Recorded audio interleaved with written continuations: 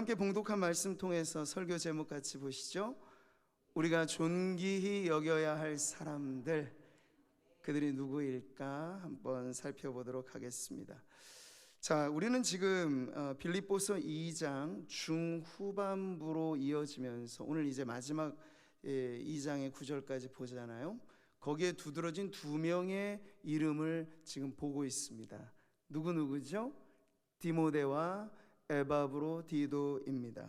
이들로 말할 것 같으면 사도 바울에겐 없어서는 안 될 소중한 사람들, 옥에 갇힌 사도에게 그 외로움을 달래는 말벗이 되어주기도 하고, 옥에 갇혀 있으니 손발은 묶여 있는 것이죠. 그러니 자유로운 그들이 바울의 손과 발이 되어주기도 하는 정말 요긴하고 중요한 사람들. 근데 여러분, 우리가 이 본문에서 보니까 바울이요, 자기에게 없어서는 안 될 수족 같은 귀한 사람들을 보내려고 해요. 계속 보내려고 해요. 어디로? 빌립보 교회로 보내려고 해요. 여기서 우리는 바울의 심중에 담겨져 있는 무언가를 보게 되는 것입니다. 그게 뭐죠? 사랑이라는 것이에요. 사랑의 특징은 주고 또 주고 또 주는 것입니다. 그게 하나님의 사랑을 닮은 사랑이죠. 성경이 가르치는 하나님의 사랑은 철학자들이 논하는 신의 사랑, 그런 것과는 차원이 달라요. 그건 매우 관념적이고 이론적이고 현학적이죠. 그러나 성경이 가르쳐준 하나님의 사랑은 이런 것입니다. 하나님의 사랑이 우리에게 이렇게 나타난 바 되었으니, 하나님이 자기의 독생자를 세상에 보내심은, 아멘. 여기 하나님도 어떠세요? 보내시잖아요. 뭐 때문에? 사랑하기 때문에. 누구를? 저와 여러분을. 네. 우리에게 나타난 하나님의 사랑의 가장 중요한 특징은 달라 하는 사랑이 아니고 주는 사랑입니다. 하나님이 세상을 이처럼 사랑하사 독생자를 어떻게 해요? 주셨으니. 바로 이것입니다. 지금 사도 바울은 옥에 갇혀 불편한 환경 가운데 누군가의 도움 없이는 옥중 생활을 해나갈 수 없어요. 그 누군가가 디모데고 그 누군가가 에바브로디도인데, 그들마저도 지금 교회에 보내주겠다 하니 이 바울의 마음에 무엇이 있는 거예요? 보내고자 하는 사랑이 있는 거예요. 나타내고 싶은 사랑, 그 진실한 사랑. 오늘 우리가 이 말씀을 대하면서 우리 할렐루야 찬양대도 우리 교회가 이렇게 아름다운 교회이기를 바라요, 영광의 찬송을 주님께 드렸는데요, 정말 아름다운 교회는 어떤 교회입니까? 성도가 서로가 서로에게 주는 사랑이 풍성한 교회. 할렐루야. 사랑은 주는 것, 여러분, 말과 혀로의 립 서비스로 끝나지 않습니다. 물론 5가지 사랑의 언어라고 하는 책에서 이 말도 매우 중요한 사랑의 표현입니다. 근데 말로만 그치면 부족함이 있는 거죠. 성경이 가르쳐주는 사랑은 이런 거예요. 자녀들아, 우리가 말과 혀로만 사랑하지 말고 행함과 진실함으로 하자. 아멘. 이번에 제가 구미교육청에 방문해서 교회를 대표했어요. 취약계층 여학생들에게 위생용품 선물을 전달해 줄 때 이 받은 아이들도 참 감사했겠지만 교육계에 몸담고 있는 이 교육지원청 교육장이 놀라더라고요. 아, 교회가 이런 봉사도 하시는군요. 지금 여러분, 이 세상에는 돈은 많아요. 그러나 이 돈을 어디에 쓸 줄 모르는 사람들이 부지기수예요. 근데 교회는 어떻게 해야 될까요? 그 돈을 제대로 쓸 줄 알아야 되죠. 근데 제대로 쓴다는 건 무엇입니까? 이 물질이 어려워서 대접받지 못하고 내가 정말 소중한 사람이다라고 하는 걸 인식하지 못하고 살아가는 이웃들에게 교회가 그 사랑을 보여주는 것입니다. 그 사랑을 나누는 것입니다. 네, 그럴 때 바로 교회가 우리가 입으로 전하는 복음만이 아니라 나타나고 보여지는 사랑을 통해서 우리의 하나님의 아름다운 역사를 세상에 증거하게 될 줄 믿습니다. 자, 오늘 본문에서 사도 바울이 이렇게 에바브로디도를 급히 보내며 당부하는 말이 나옵니다. 29절이에요. 이러므로 너희가 주 안에서 모든 기쁨으로 그를 영접하고. 아멘. 하나의 당부이죠.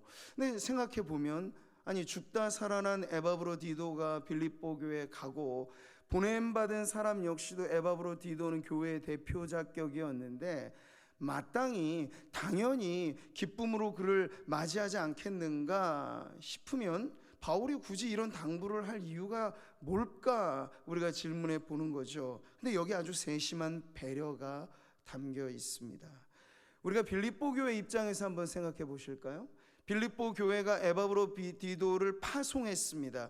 자, 에바브로디도는 바울의 옥바라지 내지는 그에 필요한 선교의 비용을 담아서 전달해주는 중책을 맡은 그 자신이 선교사와 같은 사람이었습니다.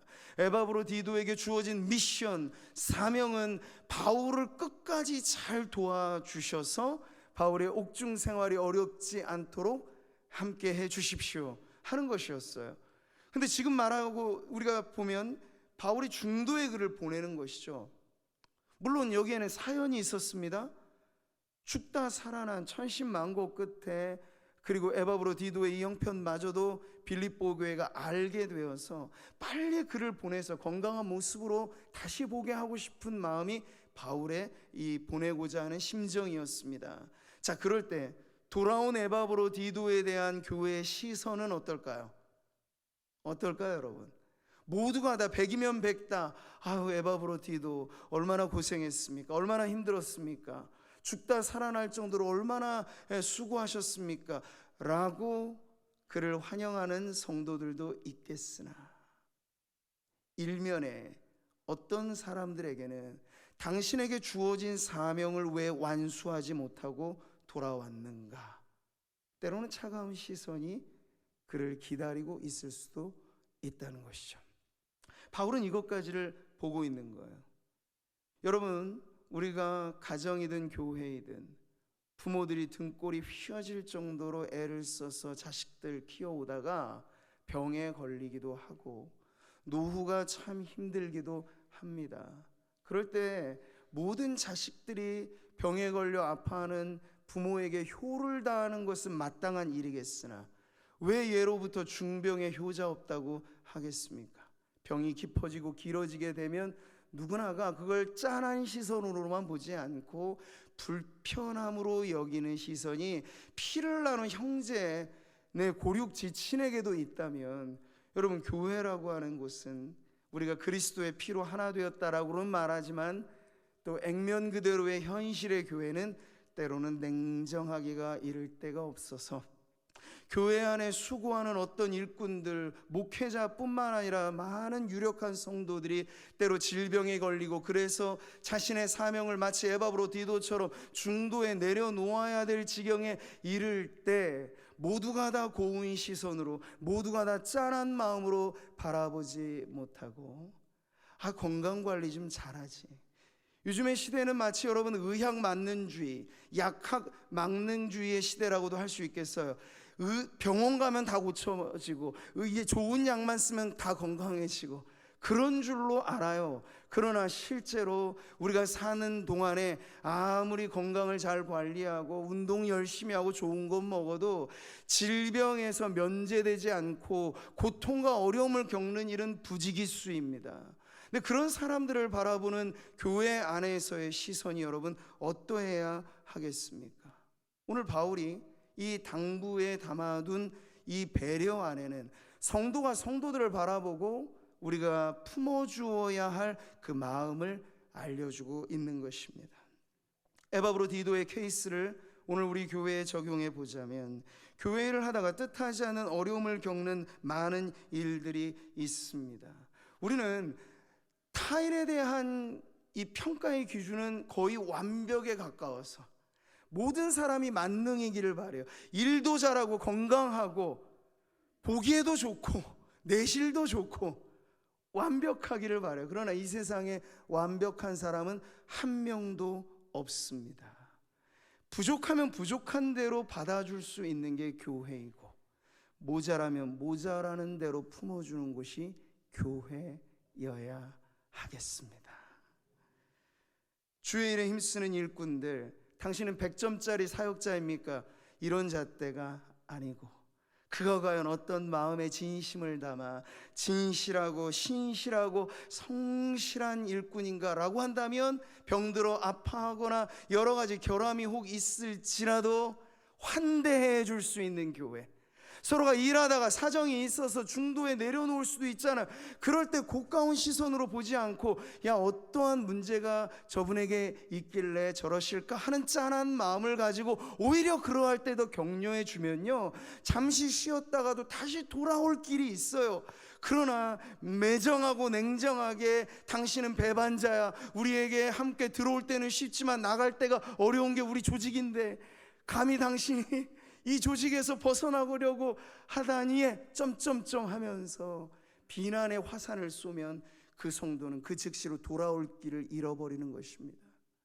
사랑하는 성도 여러분, 교회는 세상과는 다른 기준에서 환대의 공동체가 되어야 됩니다. 백화점 하나만 해도 VIP 명단이 따로 있고, 무슨 행사만 하더라도 이 사회적인 고위층 혹은 유명 인사들의 자리는 늘 따로 마련됩니다. 그 외에 모든 사람들을 그냥 평범화시키는 게 이 세상이라면 교회는 그게 역전되어야 합니다. 교회 안에는 모든 성도들이 우대받고, 새가족들이 가장 관심받고, 연약한 성도들이 더 귀중히 여김을 받고, 우리들의 VIP는 세상의 기준과 다르게 정말 교회를 위해서 한평생 등골 휘어질 정도로 수고한 우리네 어르신들이 가장 귀하게 존귀 여김을 받는 그런 환대하는 교회, 이런 교회 되게 하소서. 바로 그런 교회가 되기를 원합니다. 예수님께서 천국 비유를 말씀하시면서 마태복음 25장의 유명한 달란트 비유를 말씀하셨습니다. 5달란트, 2달란트, 1달란트 받은, 재능대로 각기 종들에게 다른 달란트가 주어졌습니다. 자, 그랬을 때 이 비유에서 칭찬받은 사람이 2명 등장하죠. 5달란트 받은 사람 열심히 일해 5달란트 남겼고, 2달란트 받은 사람 그도 열심히 일해 2달란트 남겼습니다. 여기서 여러분, 주인은 어떠한 사람인가? 2달란트 남긴 사람에게 오히려 주마가 편이라고 더 채찍질하면서, 당신 열심히 일하면 3달란트 남길 수 있는데 왜 고작 2달란트밖에 못 남겼어? 라고 채근하지 않고, 5달란트 남긴, 물량적으로 비교하면 엄청난 차이가 있는 이 결과임에도 불구하고 두 사람에 대한 주인의 평가는 토시 하나 빠짐없이 똑같아요. 같이 읽어보실까요? 잘하였도다 착하고 충성된 종아, 내가 적은 일에 충성하였음에 내가 많은 것을 내게 맡기리니 내 주인의 즐거움에 참여할지어다. 아멘. 이 주인이 우리는 누구인가를 잘 알죠. 바로 우리의 하나님이세요. 사랑하는 성도 여러분, 이 세상은요 마치 평등의 개념으로 온 세상을 잣대로 봅니다. 태어날 때부터 모든 게 똑같을 수 있습니까? 달라요. 재능이 달라요. 누구는 체육을 잘하고, 누구는 예술에 뛰어나고, 누구는 음악을 잘하고, 누구는 미술을 잘해요. 이 세상은요 자라는 아이들을 점수의 기준 매겨서 네가 어느 대학에 가느냐를 보고 나는 너를 평가할 거야, 일찍부터 그렇게 평준화시키는 세상이고, 몇몇 안 되는 기준을 가지고 인생의 가치를 논하는 세상입니다만, 하나님 나라는 달라도 무진장 다른 것이죠. 어떻게 다릅니까? 각각의 고유한 개성을 존중하고, 달란트가 다르다라고 하는 것을 차별이라 말하지 않고, 그것은 당신에게 주신 하나님의 고유한 선물이니 그것을 가지고 열심히 일하시라고 격려해 주는 나라, 그게 바로 하나님의 나라입니다. 그 나라는 결과에 있어서의 격려도 푸짐해요. 2달란트 남긴 사람을 5달란트 남긴 사람과 비교함 없이 당신대로의 최선을 다했으니 당신은 인정받아 마땅하고 격려받아 마땅하니 내 당신에게 박수를 보내줍니다. 이게 바로 하나님의 나라입니다. 그러니 우리가 하나님 나라의 백성으로 서로를 바라볼 때 어떤 기준을 가지고 서로를 보아야 하겠습니까? 우리가 존귀히 여겨야 할 사람들은 과연 누구일까요? 세상에서 이름 날리는 사람, 세상의 기준으로 성공한 사람, 잘난 사람 아닙니다.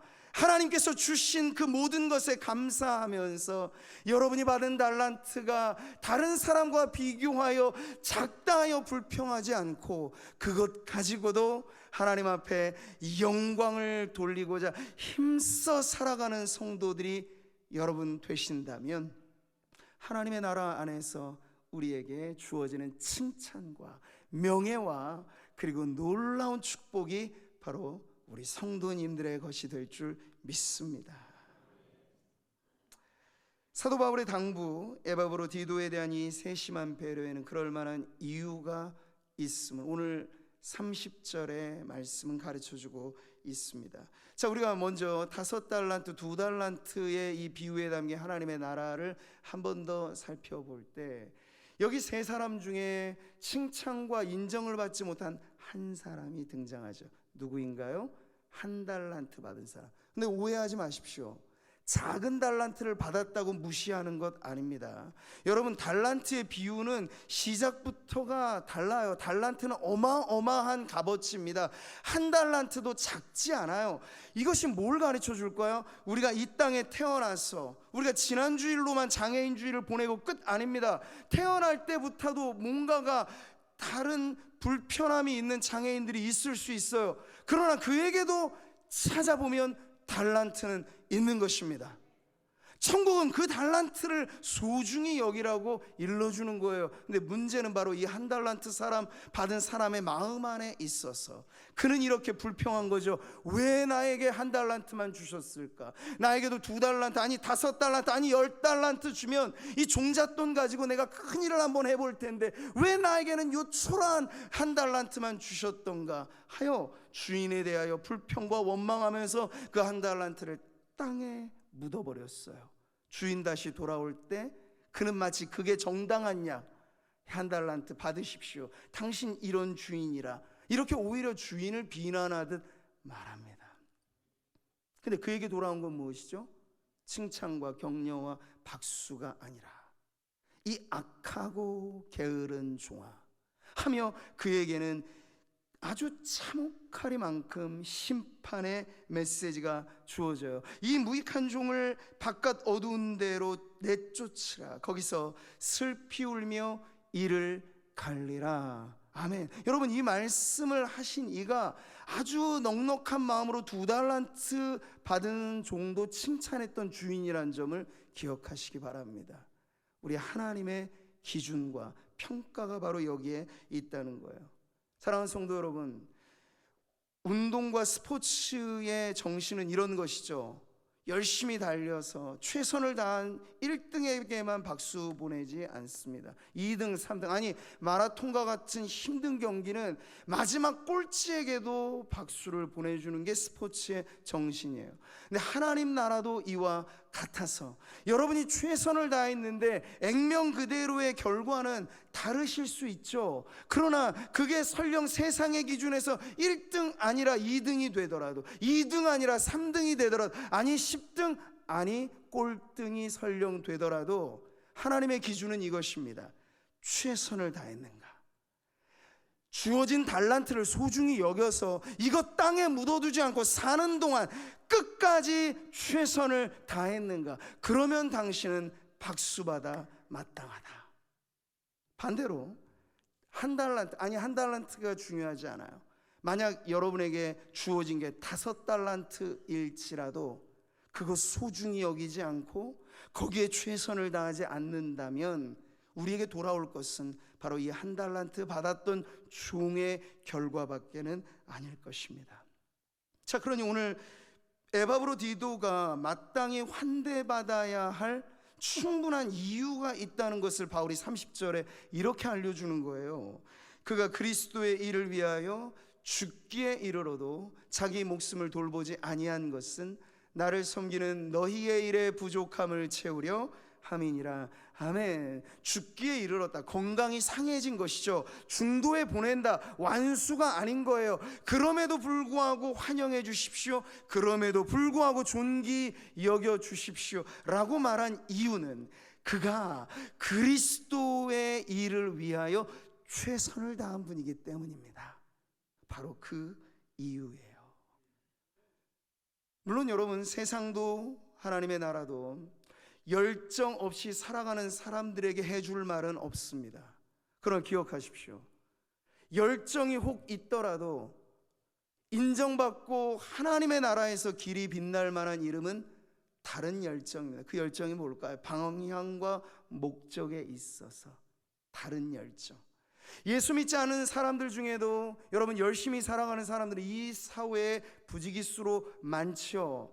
워크홀릭이라는 말이 왜 생깁니까? 자기 일에 녹초가 될 정도로 일하는 사람들은 많아요.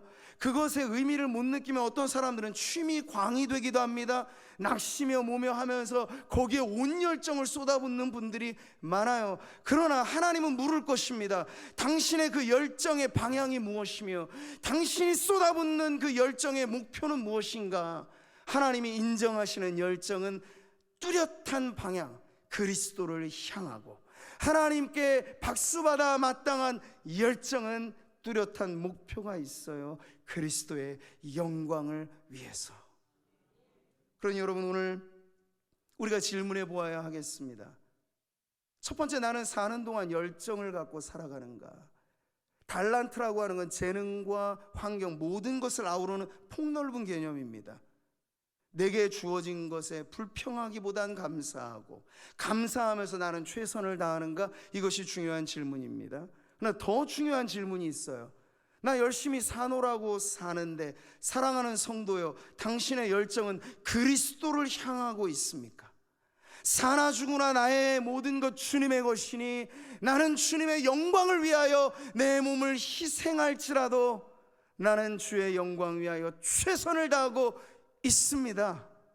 이게 성도의 고백이 되기를 축복합니다. 오늘 말씀을 마무리하면서 우리가 교회 안에 존귀 여겨야 할 사람들이 누구인가를 봅니다. 그들은 이름뿐인 사람 아니에요. 세상의 모든 작동하는 원리는 결국엔 명예로 귀결됩니다. 돈 많고 권력 있는 사람들이 마지막에 집중하는 건 명예예요.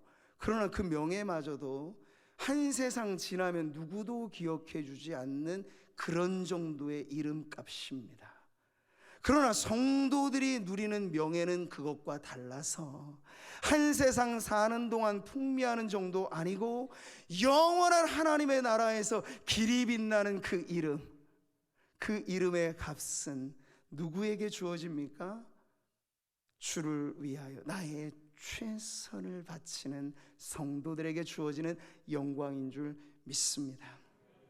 바울은 그래서 오늘 이 말씀을 통해서 에바브로디도 그리고 디모데만이 아니라 이와 같은 자들을 존귀 여기라 라고 말씀하면서 교회 안에 감춰져 있지만 보석 같은 성도들, 그 이름이 하늘에서 빛나는 성도들, 그들은 무명한 자 같으나 유명한 자요, 없는 자 같으나 진정 믿음의 부자이며 이 세상이 알아주진 않지만 하나님이 알아주시는 빛난 이름을 가진 사람들, 그러니 그들이 존귀 여김을 받는 교회, 그리고 우리의 삶의 목표를 이제 다시 어떻게 맞추셔야 되겠습니까?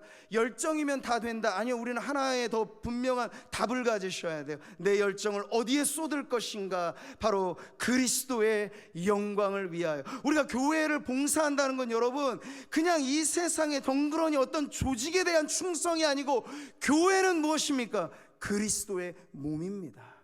교회에 대한 봉사의 가장 숭고한 목적은 주님의 몸된 교회를 내가 섬기고 있습니다 라는 신앙의 고백이니, 여러분 이 믿음을 가지시고 여러분이 몇 달란트 받았느냐에 양의 종류에 구애받지 마시고 하나님의 영광 위에 최선을 다하여 존귀 여김을 받는 우리 모든 성도님들 되시기를 주님의 이름으로 축복합니다.